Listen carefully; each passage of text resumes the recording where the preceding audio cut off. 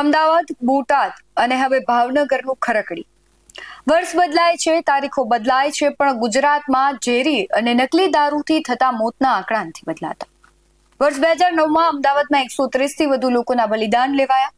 2022માં બોટાદ, અમદાવાદ ગ્રામ્યમાં 42થી વધુ જિંદગીઓ હવાઈ ગઈ અને હવે ઓગસ્ટ 2026માં ભાવનગરના ઘોઘા તાલુકાના ખરકડી ગામે રોયલ સ્ટેગના નામે વેચાયેલા ડુપ્લિકેટ અને ઝેરી દારૂએ 3 યુવાનોનું માળો વીખી નાખ્યું છે.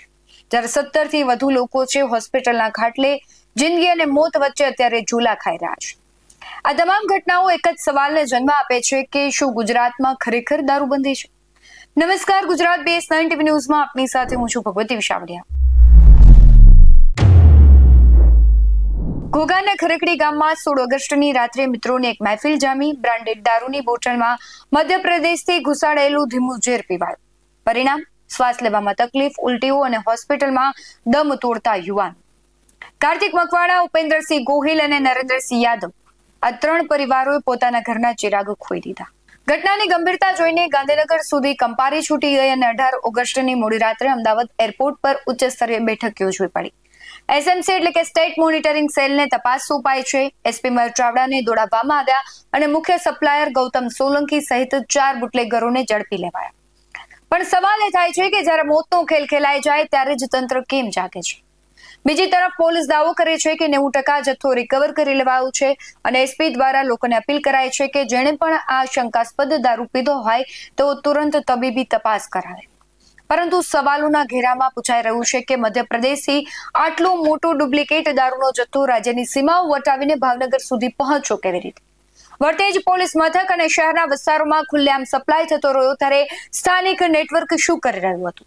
દર વખતે ઘટના બન્યા બાદ જ અકસ્માતે મોત અને ડુપ્લિકેટ દારૂના ટેગ લગાવીને જવાબદારીમાંથી છટકબારી ક્યાં સુધી? સમગ્ર ઘટનાને લઈને પ્રતિક્રિયાઓ આવી છે, તેના પર પણ નજર કરીએ. ગઈકાલે સાંજે મને માન્ય કલેક્ટર સાહેબ તરફથી સૂચના મળી એટલે ભાવનગરની સિવિલ હોસ્પિટલ તેમજ અલગ અલગ ખાનગી હોસ્પિટલોમાં આ બનાવના આધારે જે પેશન્ટો એડમિટ થયા હતા એ પેશન્ટની મુલાકાત લીધી હતી. આજ સવારે પણ માન્ય કલેક્ટર સાહેબ સાથે તમામ પેશન્ટની મુલાકાત લેવામાં આવેલી છે. હાલના આંકડા પ્રમાણે 20 લોકો અત્યારે સારવાર હેઠળ છે, જેમાં ભાવનગરની સિવિલ હોસ્પિટલમાં 10 જેટલા પેશન્ટ છે, આરોગ્યમ હોસ્પિટલમાં 5 પેશન્ટ છે, બીમ્સમાં 1 પેશન્ટ છે અને વેદ ICUમાં 2 પેશન્ટ છે. એમ અલગ અલગ હોસ્પિટલોમાં અલગ અલગ પેશન્ટ અત્યારે સારવાર હેઠળ છે. ગઈકાલ સાંજની માહિતી પ્રમાણે એક ઉપેન્દ્રસિંહ કરીને પેશન્ટ છે અને કાર્તિક મકવાણા એ 2 પેશન્ટના મોત થયેલા છે.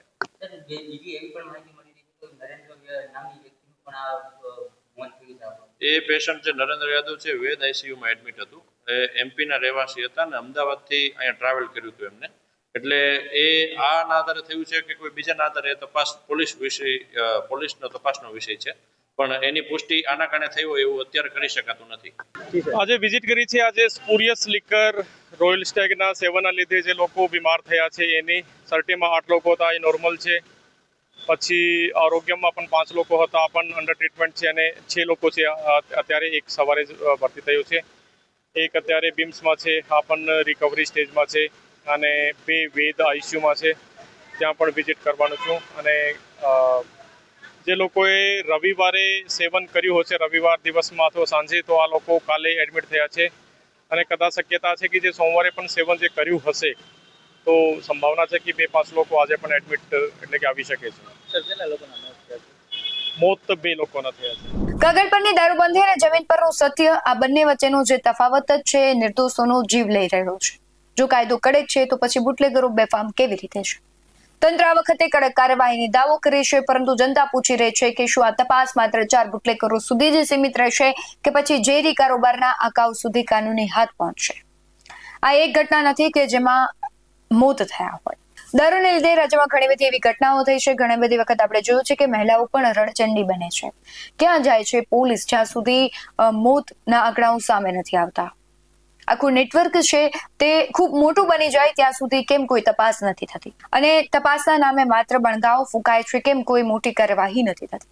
તમારું શું માનવું છે કમેન્ટમાં જરૂરથી જણાવજો. બાકી આવા જ વધુ અહેવાલો સાથે ફરી મળતા રહીશું. તમે અમારી YouTube ચેનલને સબસ્ક્રાઇબ કરવાનું અને Facebook અને Instagram પર ફોલો કરવાનું ભૂલશો નહીં. બાકી નવી અપડેટ્સ મેળવવા માટે જોતા રહો BS9 ન્યૂઝ. નમસ્કાર.